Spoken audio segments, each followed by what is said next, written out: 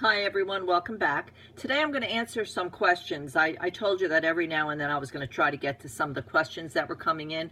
What I am doing, I have been doing, and I know that many of you realize that I have been answering some of them via email. I've been writing back because there's just too many for me to use up the airtime for that. Okay, so I'm just going to return some of you. I'm going to answer some of your questions via email, and then every once in a while I'll do like I'm going to do today, and I'm just going to answer a few questions. Okay, so first question that came in, or the first question I'm going to do, is from Kelly in Dubai. I know Kelly.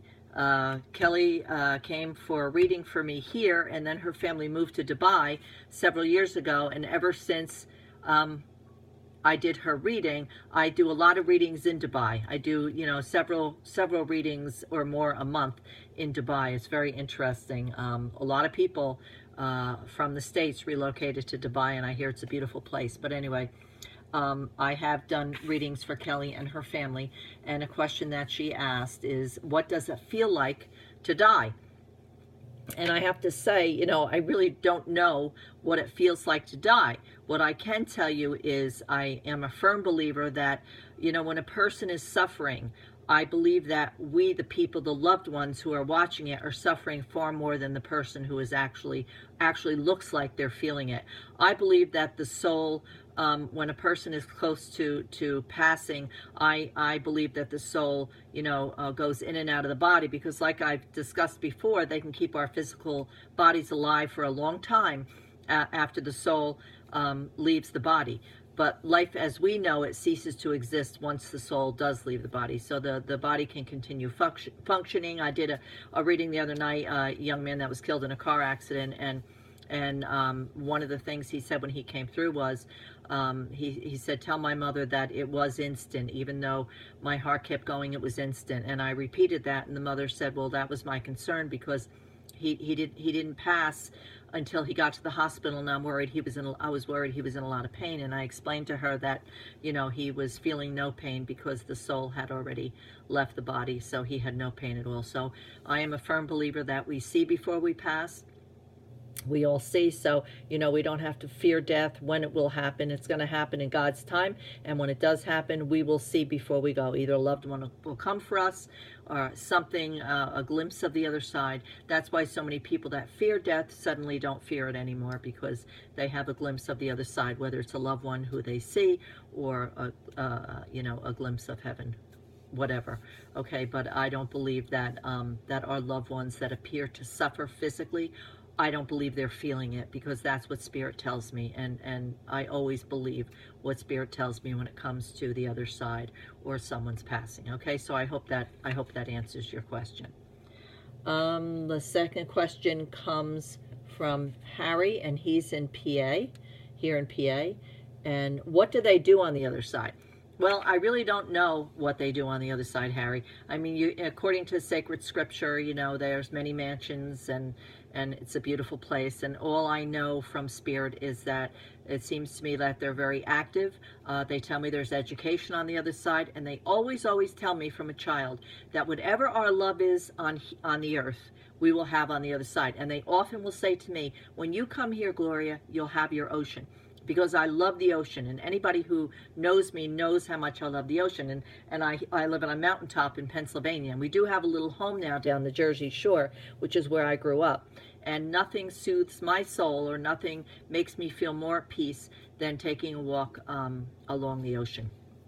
So they often tell me, whatever your love is on this side, you will have on the other side. So I know that we live eternally in God's love and light. I know that they're very active. Some choose to stay, some choose to come back, some choose to be guides, on this side or the other side. I know I had a young man who overdosed. His parents came here a few weeks ago, and when he came through, he told us that he was greeted by another young man, and he gave the name, and the mother said, oh my goodness, that's his friend who passed in a similar way. And I said, well, that's the way they work. They will often greet someone who passed in a similar fashion, or someone that they know. So it's really an amazing journey, they tell me. It's a beautiful journey. And it's instant, it's like instant realization of everything. It's like we become brilliant of mind and all of our questions are answered, and we no longer have that left brain, and we just understand. We understand everything that we went through in life, why we went through it, how we needed to go through it, the people that we helped by going through it. You know, it's just it just seems to be an amazing, beautiful journey when we go from this life into the spiritual life. Okay, so you know, I haven't been there yet myself, and I really can't answer it exact. You know, I always say there's nothing exact or definite about what I do or people like me do. All I know is that we live eternally in God's love and light. I know it's a beautiful, peace-filled place. I know the sun is always shining. I know there's oceans there, and all our loved ones are there, and will greet us when we pass over. So I hope, Harry, that answers your question sufficiently. The next one comes from Lisa in Connecticut. Will my family be there when I die? Okay, which I kind of answered that with the last question. And yes, we are always greeted by a loved one. We're always greeted by a loved one. And very often when I do readings, you know, the loved one who pulls in spirit will say, please tell my mother, my father, or my husband, my wife, that I will be there. I'll extend my hand when it's their time. They will see me when it's their time.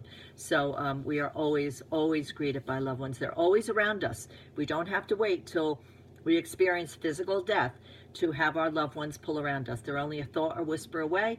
If we call their name, their energy pulls in. If we look at a picture of them, their energy pulls in. If we don't feel well, if we're a little under the weather, or whatever, or if we're experiencing joy, if we go to a graduation and we're sad because our loved one isn't there, they are there. Their energy pulls in. So they stay very, very closely, very, very closely connected to us. Okay, so I hope that answers your question, Lisa. Okay, the next question comes from Julie, and she's also in Pennsylvania. Have you ever been afraid of a spirit? I get that for me personally. No. Well, I shouldn't say no.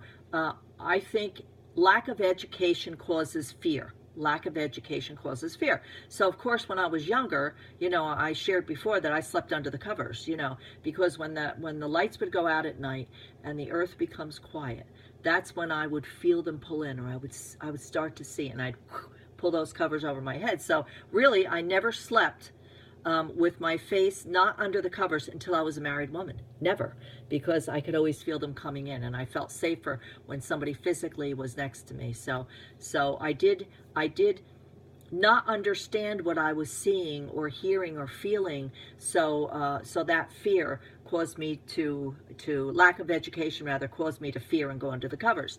Once I embraced what I did and understood what I did and started educating myself about how the spirit world works with us, then all my fear went. I was also very much afraid of the dark because I would feel them. You know, I always say people fear black, they fear darkness because they think that's an evil, dark color, when realistically we feel God the most in the dark, in those dark times in life. When the house is pitch black, there's no light, that's when God is the most powerful. So I always say God is black, God is white, God is dark, God is light.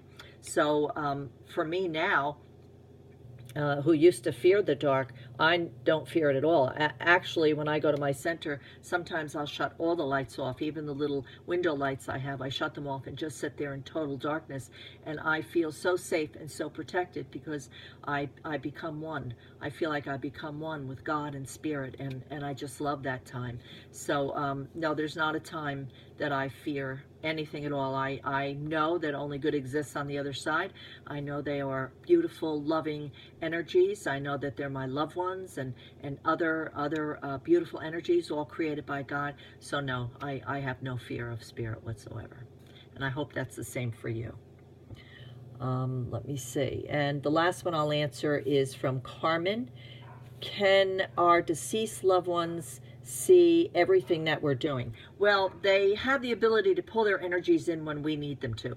They have no desire to watch us shower. They don't watch us going to the bathroom on private moments, alone or with someone else. No, they have no interest in that. They're eternally in a place where the physical things don't matter to them, but if there's a love or blood connection, then of course their energies will pull in. So they will pull in at the right times in our life when we need them to, okay? Only when we need them to, only when we call to them, or when they feel that we are in need of some of their healing modalities, which I explained to you before is peace. They bring peace when energies pull in. They bring peace into our body, okay? So that's it for today. I hope that answers your questions sufficiently. And again, continue to write in, and every once in a while I'll do it this way, and also I'll try to respond to some of you individually as I've been doing. And as always, I leave you in God's love and light.